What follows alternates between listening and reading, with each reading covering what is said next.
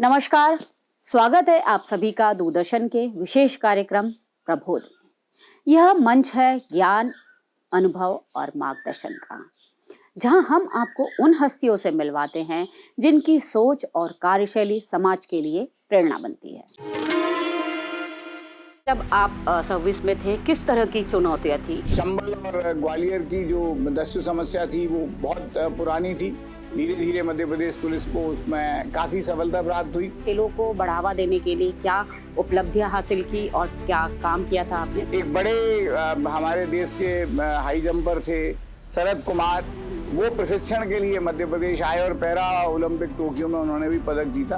तो ये उपलब्धि रही उस दौर में मध्य प्रदेश की। मध्य प्रदेश में अक्सर कुछ महीने में गाय बेगाए बोरवेल में बच्चों के गिरने की घटनाएं होती हैं। उसमें कई जगह SDRF को सफलता भी मिली। हिंदुस्तान में जब कोई बच्चा रोता है तो माँ कहती है बेटा सो जा, नहीं तो पुलिस वाले पकड़ के ले जाएंगे।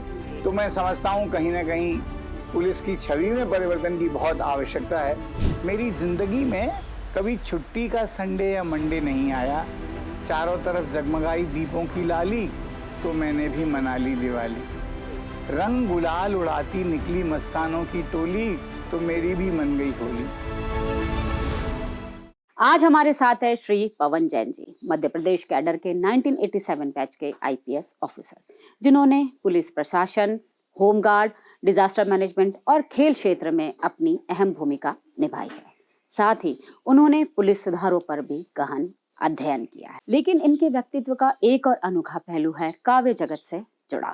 इन्होंने लाल किले से 14 बार काव्य पाठ किया है और देश के जाने माने पत्रकारों और कवियों के साथ में मंच साझा किया है। तो आइए जानते हैं श्री पवन जैन जी से उनकी जीवन यात्रा, प्रशासनिक अनुभव और पुलिस सुधारों पर उनके विचार, खेल जगत में उनकी भूमिका और साहित्यिक अभिरुचि के बारे में। नमस्कार पवन जी, आपका हमारे कार्यक्रम में बहुत बहुत स्वागत है।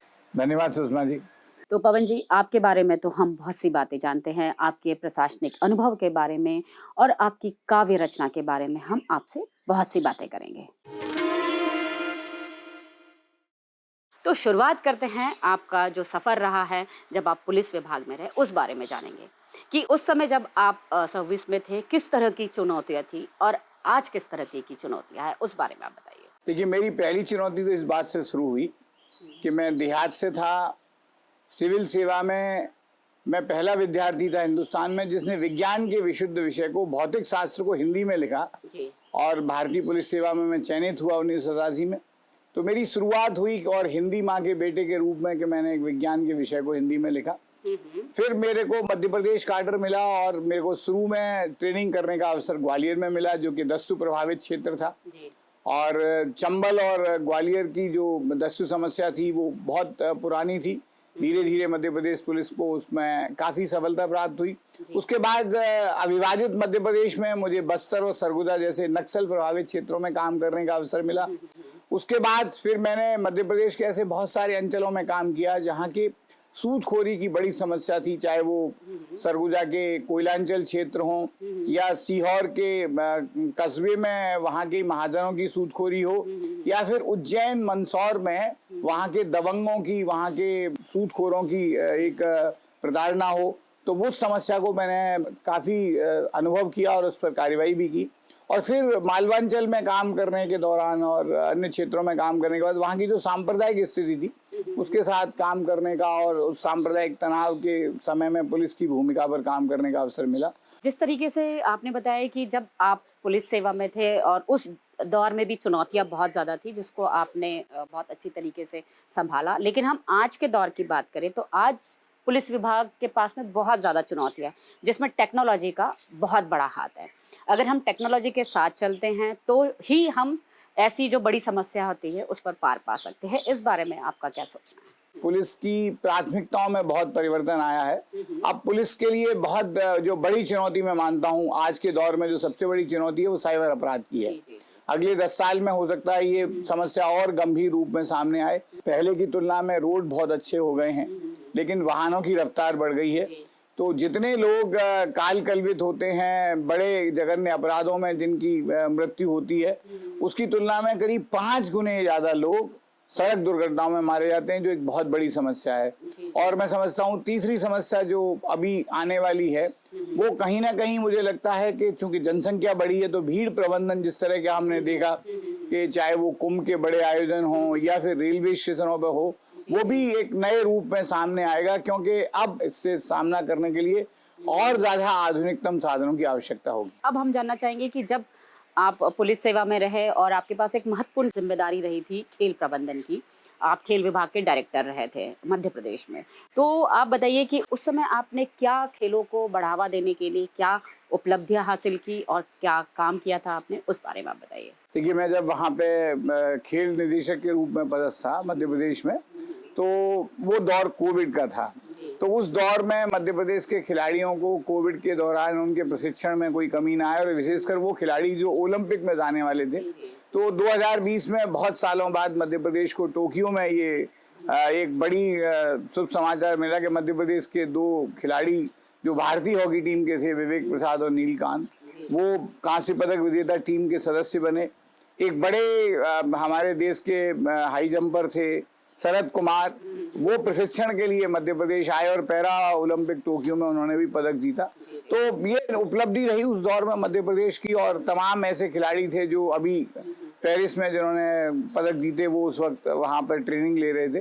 तो एक तो हम लोगों ने मध्य प्रदेश के खेलों को आधुनिकतम जो हो सकते हैं स्पोर्ट्स साइंस, उसमें हम लोगों ने ज्यादा ध्यान दिया, क्योंकि अब खेल केवल खिलाड़ी और प्रशिक्षक के बीच का मामला नहीं है।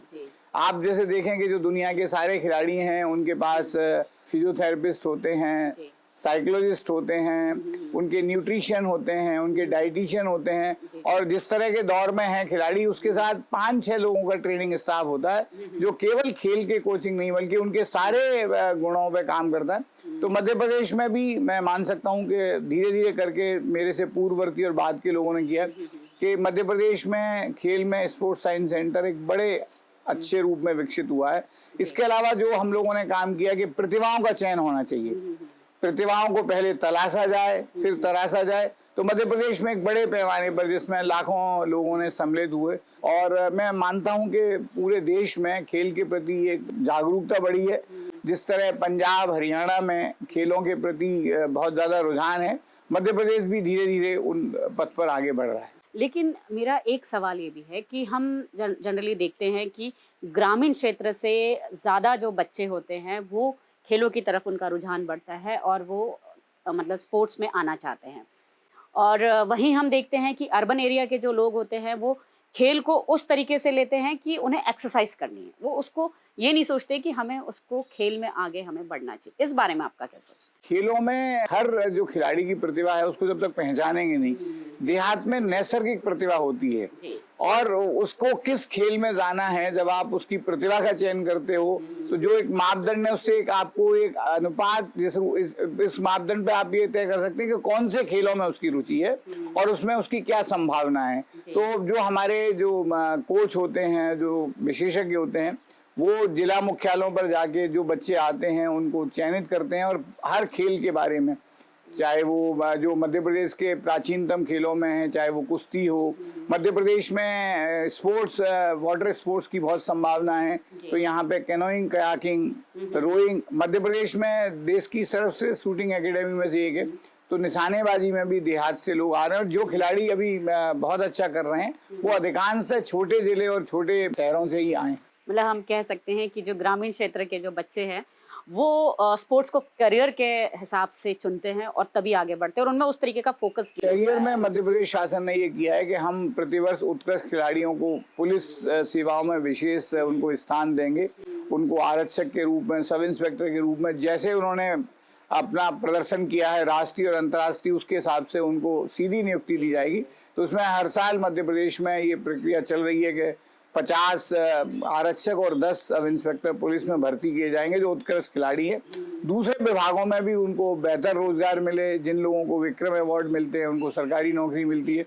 तो कहीं ना कहीं रोजगार से जोड़ना इसलिए जरूरी है कि खिलाड़ी को लगता है कि कैरियर के बाद क्या होगा, खेल के बाद उसका एक कैरियर होना चाहिए, तो उस पर भी मध्य प्रदेश शासन ध्यान दे रही है। तो अब सर हम जानना चाहेंगे, आपकी एक पोस्टिंग रही थी होमगार्ड और डिजास्टर मैनेजमेंट में, उसके बारे में आप बताइए कि किस तरीके की चुनौतियां रही थी उस समय, क्योंकि आजकल हम कई जगह देखते हैं कि कई डिजास्टर होते हैं, किस तरीके से उसको ओवरकम किया जा सकता है। देखिए, मैंने कहा ना कि सामान्यतः हमारी जो आंतरिक सुरक्षा की चुनौतियां होती हैं, अपराधों की होती है, पुलिस उसमें काम करती है जी। होमगार्ड एक सहायक की भूमिका में रहती है। लेकिन जहां आपदा प्रबंधन होता है, चाहे वो कोई दुर्घटना हो, चाहे वो बाढ़ हो, चाहे भूकंप हो, चाहे आगजनी की घटना हो, तो इसमें होमगार्ड का और विशेषकर जो हमारा राज्य आपदा मोचन बल है SDRF, उसकी भूमिका हो जाती है। मुझे 2-3 घटनाओं का बहुत विशेषकर याद है। कटनी के श्रीनियाबाद कटनी क्षेत्र में वहां पर एक टनल में दुर्घटना हुई थी जिसमें कि 9 मजदूर मलबे में दब गए थे। तो हमारे SDRF के लोगों ने वो मलबा, चूंकि बहुत ही संकटग्रस्त स्थिति में था और अंदर उनको खुदाई करनी थी, हाथ से खोदकर उन्होंने 7 लोगों को जीवित बचाया था। 2 लोग उसमें नहीं बचाए जा सके थे। लेकिन एक बड़ी दुर्घटना में इतने सारे लोगों को हाथ से कहिए कि अपने तरीके से SDRF को बचाने में सफलता मिली। 2022 में बहुत बड़ी बाढ़ आई थी, भोपाल भी उससे प्रभावित रहा था। उस वक्त मध्य प्रदेश के बहुत बड़े अंचल में, चाहे वो ग्वालियर चंबल हो, चाहे वो दूसरे क्षेत्र हों, बड़े पैमाने पर बाढ़ आई थी और उसमें सैकड़ों लोगों की जान बचाई गई थी। हजारों लोगों को उनके स्थान से निकाला गया था जो लोग बाढ़ में फंसे हुए थे। तो निश्चित रूप से मध्य प्रदेश में जो आपदा प्रबंधन में सबसे ज़्यादा जो समस्या आती है वो बाढ़ के दौरान आती है। कहीं कहीं आगजनी की घटनाएं भी हुई जिसमें कि SDRF ने और पुलिस ने संयुक्त रूप से काम किया। मध्य प्रदेश में अक्सर कुछ महीने में गाय बेगाए बोरवेल में बच्चों के गिरने की घटनाएं होती हैं। उसमें कई जगह SDRF को सफलता भी मिली और कहीं चूंकि समय निकल जाता है और कई बार जान नहीं बचाई जा सकती, लेकिन हर प्रयास ये किया गया कि लोगों की जान बचाई जाए और जल्दी से जल्दी बचाई जाए। तो ऐसे तमाम, मुझे लगता है कि आपदा प्रबंधन के क्षेत्र में मध्य प्रदेश में धीरे धीरे पहले की तुलना में और बेहतर विकसित हुआ है और SDRF को एक व्यावसायिक दल के रूप में अपना आकार लेने में सफलता मिली। अभी आपने बताया कि जब SDRF की टीम कोई डिजास्टर होता है तो उस समय पहुंचती है और लोगों को बचाने का कार्य करती है। लेकिन एक बात मैं जानना चाहूंगी कि जब आपदा आने वाली है, जैसे कई तरह की बाढ़ आता है, भूकंप आता है, तो लोगों को पहले क्या कदम उठाने चाहिए कि SDRF की टीम तो आएगी, लेकिन उसके पहले उनको क्या कदम उठाने चाहिए कि वो आपदा से बच सके? उसके लिए क्या कोई ट्रेनिंग या कोई मॉक ड्रिल, ये सब के कार्यक्रम भी किए जाते हैं क्या? नहीं, निश्चित रूप से हम लोगों ने हर जिले में एक आपदा मित्र की योजना बना रखी है जिसमें हम लोग अपने साथियों के माध्यम से, जो हमारे बेहतर प्रशिक्षक होते हैं, चाहे वो होमगार्ड के हों या SDRF के हों, उनके माध्यम से लोगों को आगाह करते हैं कि किस तरह की सावधानी, किस तरह की सुरक्षा, चाहे वो ऐसे लोग भी होते हैं जैसा जिला तैराकी संघ के लोग हैं कि जिनको हम आपात स्थिति में बुला सकें, और लोगों को ये जानकारी दी जाती है कि अगर कहीं कोई घटना होती है तो पुलिस कंट्रोल रूम के अलावा ऐसे बहुत सारे इमरजेंसी नंबर बाढ़ के समय किए जाते हैं कि उन पर आप कॉल करेंगे तो आपको निश्चित रूप से वहां से सहायता मिलेगी। और ये लोग हमारे रक्षक के रूप में काम करते हैं और ये भी उनके हमारे अभियानों में एक सहयोगी के रूप में रहते हैं, जिनको हम लोग हर जिले में आपदा मित्र के नाम से प्रशिक्षण देते हैं। किस तरीके से अपने आप को बचाना चाहिए अगर कोई आपदा आती है, तो किस तरीके से काम करना चाहिए, इस बारे में आपने बहुत अच्छा एक ज्ञान की बात बताई है। तो अब हम सर एक छोटा सा ब्रेक लेते हैं।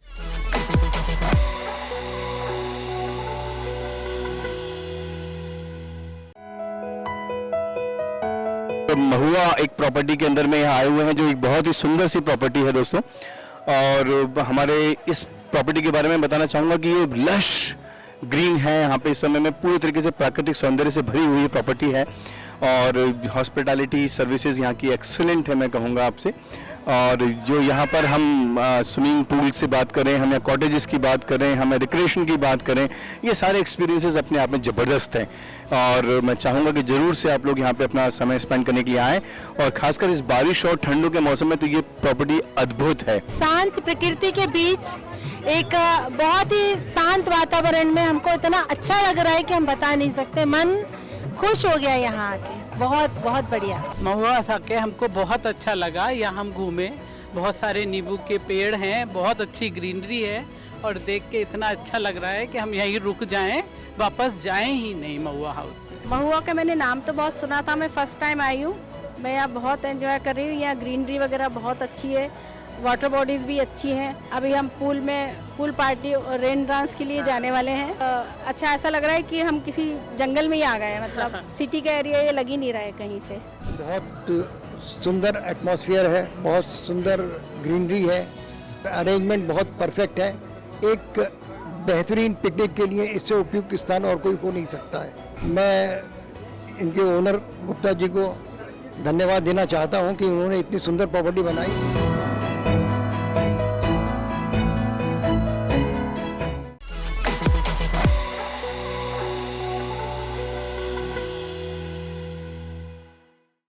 तो सर, ब्रेक के बाद आपका बहुत बहुत स्वागत है। आपने शुरुआत में हमें कहा था कि जब आपने पुलिस ज्वाइन किया था उस समय की चुनौतियां बहुत ज़्यादा थी। नक्सलाइट एरिया में जब आप काम करते थे तो जब उस समय कम्युनिकेशन की दिक्कत थी, रोड्स की दिक्कत थी। और अगर हम आज की बात करें तो आज जो चुनौतियां हैं उन चुनौतियों को तो ओवरकम कर लिया कि रोड बन गई है, कम्युनिकेशन बढ़ गया है, लेकिन फिर भी इस तरीके की चुनौतियां है कि पुलिस रिफॉर्म की जरूरत है कि किस तरीके से तात्कालिक उस पर काम किया जाए। पुलिस के प्रति सबसे बड़ी नाराजगी लोगों में पुलिस के व्यवहार को लेकर है। दूसरी चीज ये है कि पुलिस बल में बहुत रिक्तियां हैं। आज जो अगर हम कहें कि पूरे देश में 180 पुलिसकर्मी 1 लाख की आबादी पर थे, क्योंकि 24% अभी पुलिस के पद रिक्त हैं, तो 140 लोग ही 1 लाख की आबादी पर उपलब्ध हैं, जबकि यूएन के मानदंड के अनुसार से वो 222 होने चाहिए। तो एक बहुत बड़ा अंतराल है। दूसरी चीज ये है कि हमारे पास साधन संसाधन नहीं है। आज अपराधी के पास वो साधन है जो पुलिस के पास नहीं है। 30% वाहनों की कमी पूरे देश में पुलिस के पास है। राजस्थान और पश्चिम बंगाल जैसे राज्यों में आधुनिकतम हथियारों की कमी है।